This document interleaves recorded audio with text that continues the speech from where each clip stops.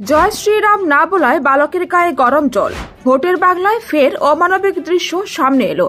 গেরুয়া শিবিরের বিজেপি, জয় শ্রীরাম এবং শাসক দলের টিএমসি খেলা হবে স্লোগানের মধ্যে পড়ে গুরুতর আহত হয়ে হাসপাতালে ভর্তি এক নাবালক। জানা গিয়েছে, ওই নাবালককে জয় শ্রীরাম ধ্বনি দিতে বলেন একজন, কিন্তু তা না বলে সে বলে ফেলে খেলা হবে। সেখানেই ঘটল বিপত্তি। ছেলেটির গায়ে গরম জল ঢেলে দিল ওই ব্যক্তি। এমনকি সেখানেই থেমে না থেকে বেধড়ক মারধর করেন তাকে। ফলত গুরুতর অসুস্থ হয়ে হাসপাতালে ভর্তি ওই নাবালক। ঘটনাটি ঘটেছে নদিয়ার শান্তিপুরের ফুলিয়ায়। নাবালক ছেলেটিকে মারার ঘটনায় যিনি অভিযুক্ত তিনি এলাকার একজন সক্রিয় বিজেপি কর্মী বলেও পরিচিত। নাবালককে জয় শ্রীরাম বলতে বললে সে না বলায় তার উপরে ক্ষেপে যান ওই বিজেপি কর্মী। রেগে গিয়ে গায়ে গরম জল ছিটিয়ে দেন এবং বেধড়ক মারধর করেন ওই ছেলেটিকে।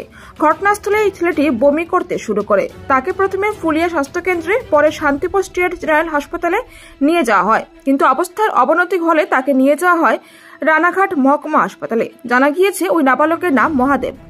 মা নেই তার, বাবাও ঠিকমতো কাজ করেন না, তাই নিজের খাবার দিনভর ঘুরে ঘুরে নিজেই জোগাড় করে নাবালক মহাদেব। সেই মতো সোমবার দুপুরে ফুলিয়াপাড়া এলাকার একটি চায়ের দোকানে যায় নাবালক মহাদেব। তখনই চায়ের দোকানদার মহাদেব প্রামাণিক ওই নাবালককে জয় শ্রীরাম বলতে বলে, কিন্তু সে না বলায় এই কাণ্ড ঘটিয়ে বসে তিনি।